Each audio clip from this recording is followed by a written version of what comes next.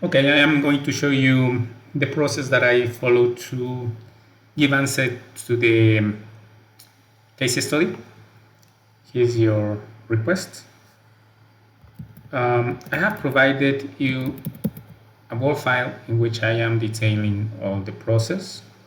Here is first of all the project definition. I am taking this as a project definition. Then the conversion requirements, which are basically the tools that I used. I am using the Excel files provided, SQL Server 2019, Toad Data Modeler, SSIS, and Visual Studio. Then I have made an analysis of the legacy environment, which is actually an analysis of the Excel file sent. This analysis is called profiling analysis and data quality analysis, reviewing the data types employed or used in the Excel file, the type of data, the quality of data, if there are errors or not. Like, for instance, a number in a column that should have only characters, for instance.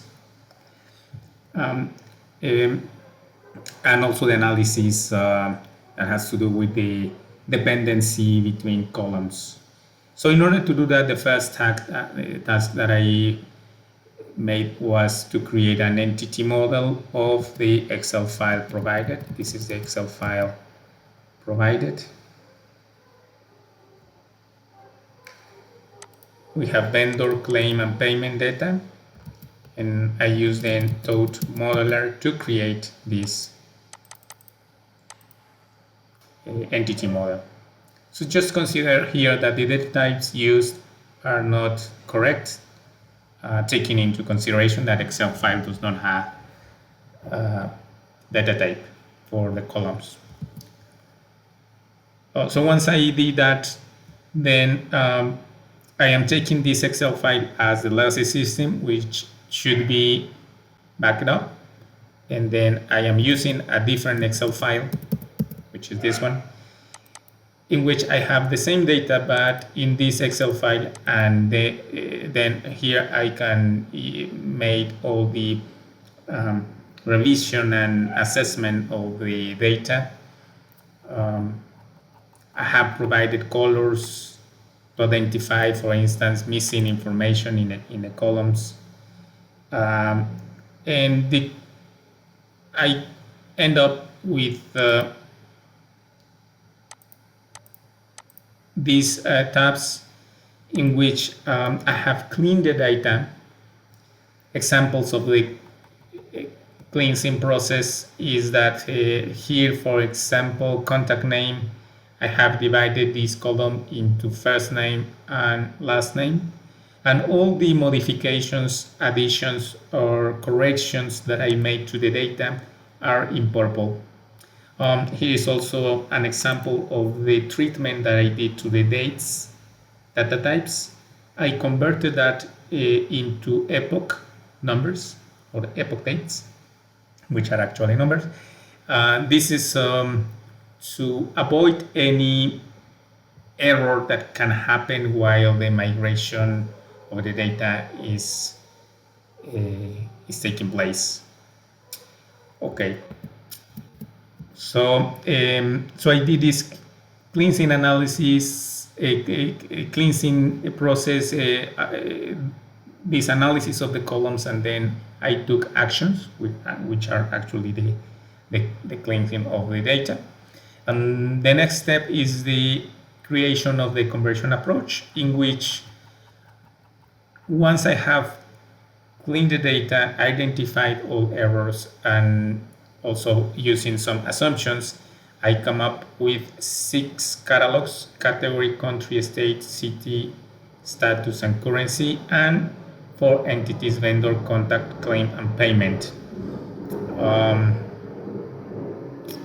These catalogs need to be first populated in order to be used in these entities.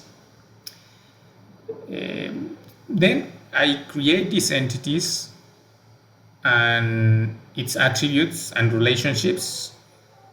Here is the diagram, and I use the Toad Data Modeler.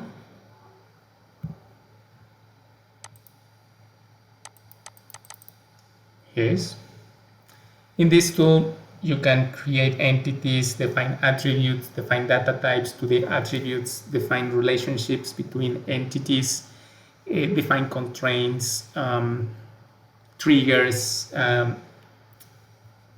Many things can be done in this. Of course, you need to have the knowledge to do that. Not the knowledge of using the tool, but the knowledge to create that. So to define what is a primary key, what is a foreign key. For this case, I have defined that the identifiers will be of the type identity, which are a data type that increments itself every time that a record is inserted into the database. Once you have defined then your entity relationship diagram, you can use the tool to create a script, and this script is gonna help you to create the database. Here is the script. Also, this script have been sent to you, and I'm gonna use this script to create the database. So let's go to SQL Server. Here in SQL Server, first thing we are gonna do is create the database.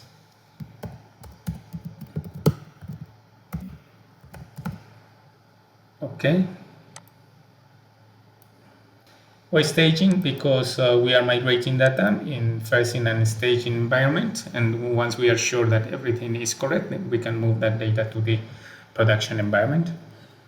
So here we have our database created. We are gonna run the statements provided by Toad. Here we have these statements.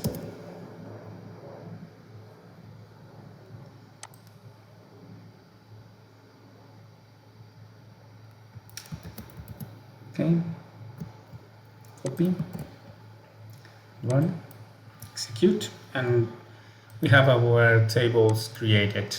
These tables are empty at the moment. So let's take a look to vendor. Okay, 0 records. So next step is we're gonna use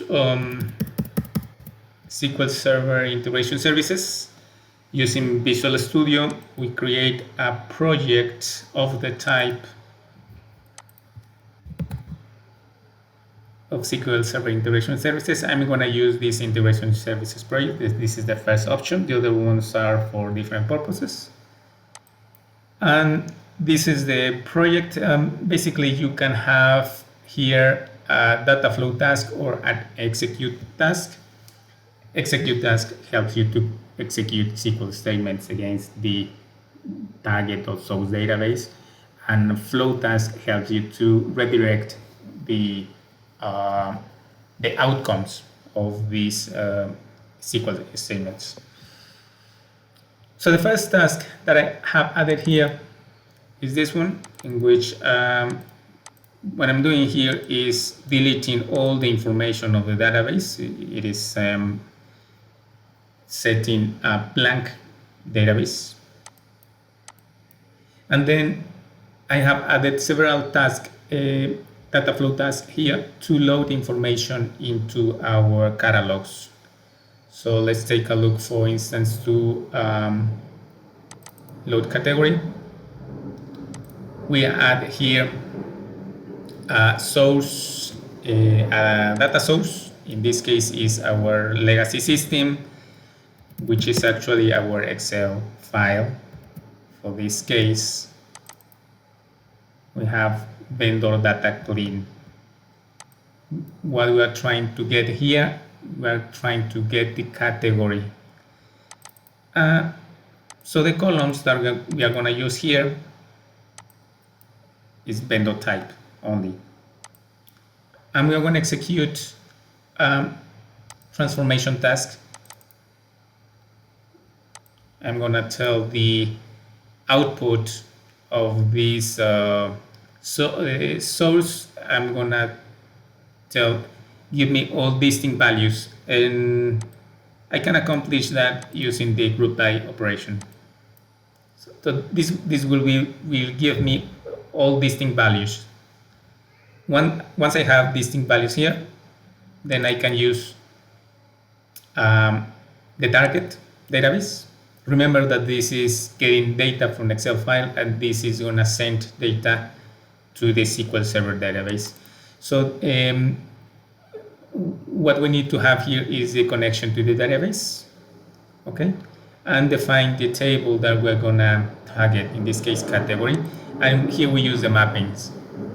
So I'm telling to my task, send vendor type to category name, and here category ID, as this is an identity column, it will be automatically populated, and then we execute that.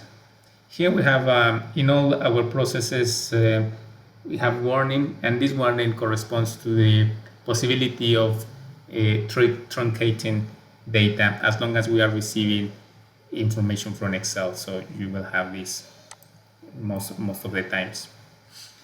Let me show you here in currency that apart from getting the data, we can create here an extra step in the loading process in which we can use a script to modify the data sent to the target database. Here is an example of the script.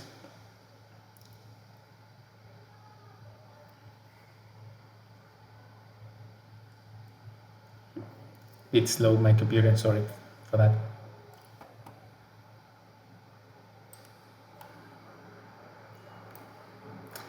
Okay, so in this script, what I'm telling to the process is, in every evaluation of the row sent, of the record, sorry, sent to the database, we are gonna populate a property I call currency name with this value.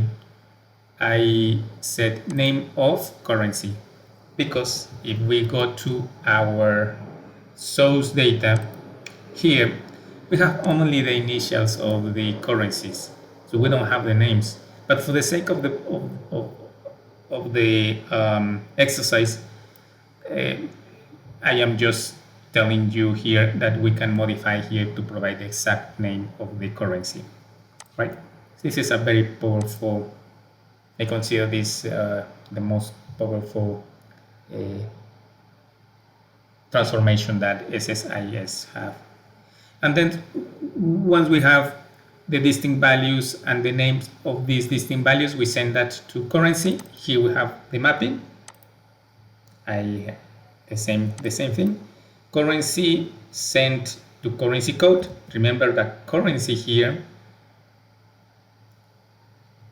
are the initials, but actually here, sorry. And currency name is the property that I have declared, and I am sending that to currency name, and the currency ID is an identity which will be populated automatically. It's an auto increment column. So we do that for all these 6 catalogs: category, status, currency, countries, states, and cities. And once all these catalogs have populated completely, then until that moment we can start populating vendor. And for vendor we are doing the same. Let me show you. We are getting data from our Excel file vendor. We are getting distinct values from vendors, and we are populating, modifying. Here, for example, I have defined extra columns in our for vendor.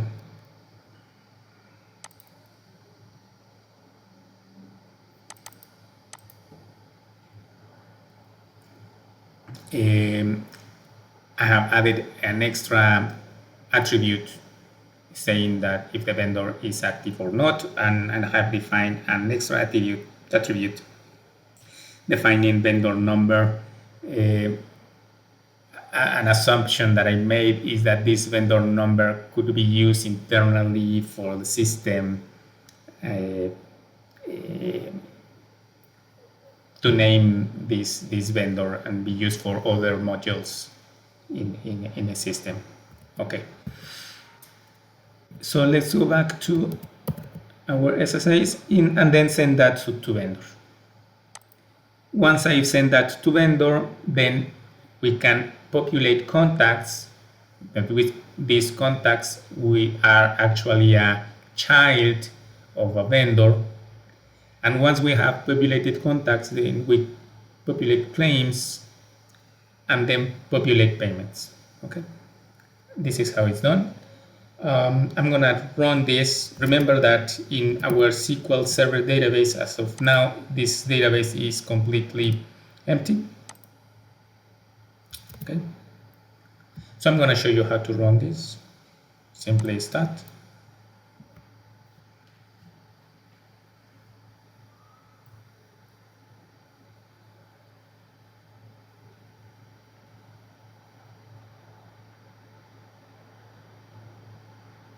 It's taking a little while, but it's gonna start. Okay.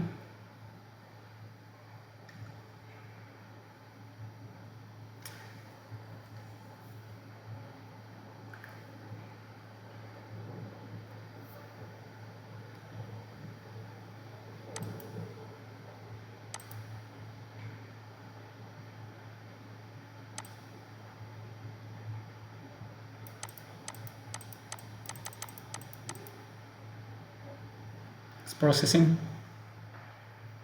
Process all the catalogs first, then vendor, then contact, and now it is processing claims, and then it will process payments.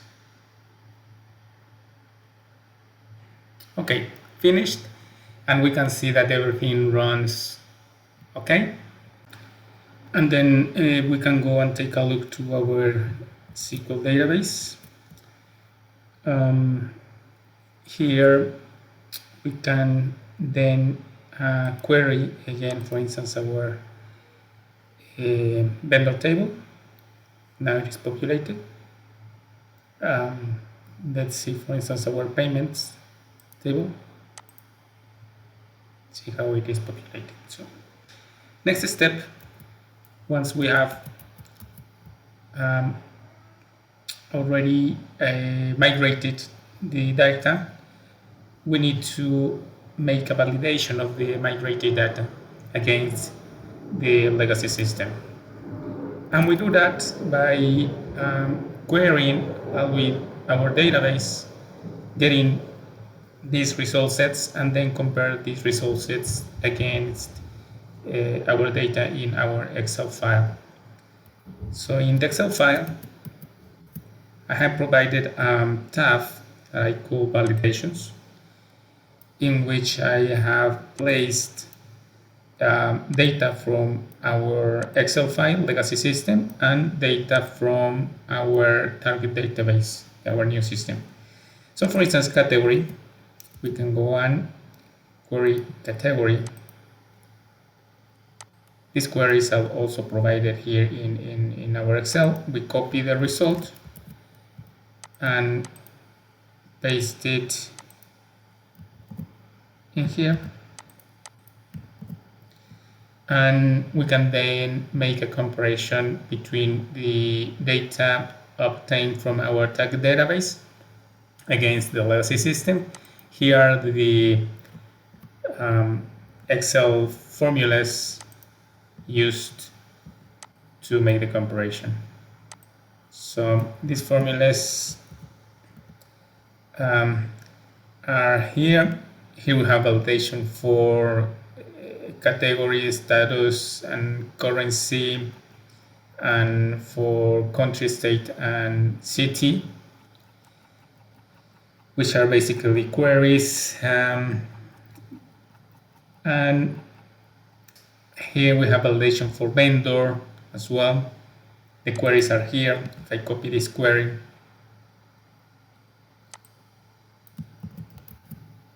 and I execute it here, I got this information. Then this information, I copy that information, paste it here in my Excel file, make some sorts,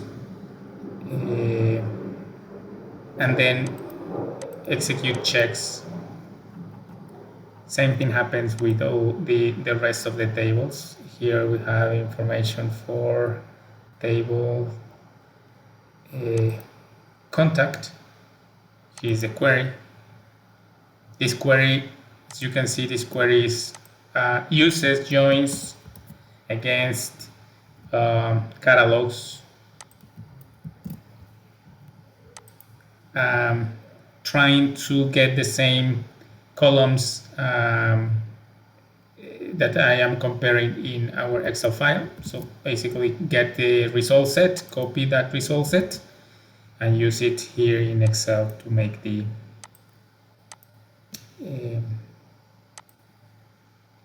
comparison. Okay.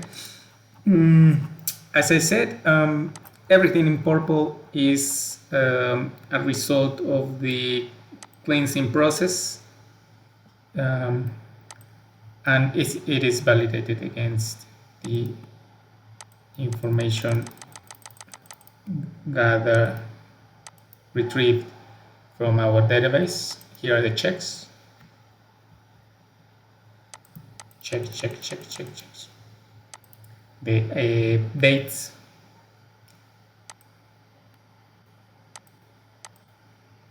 Okay.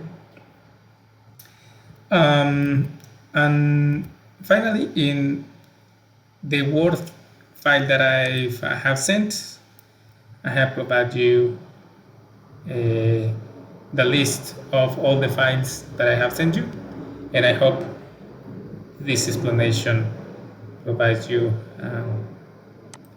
better understanding of the process that I follow to answer the case. Thank you very much.